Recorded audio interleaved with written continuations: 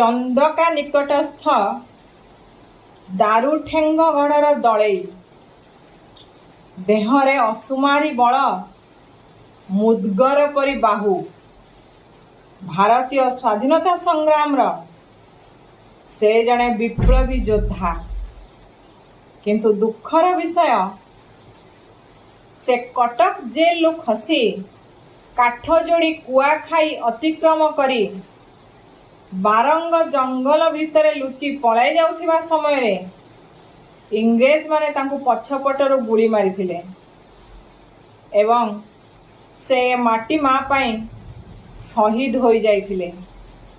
सेही महान योद्धा बा महान भारतीय स्वाधीनता संग्रामी शहीद हेउछंती पिंडिकी बाहु बलेन्द्र।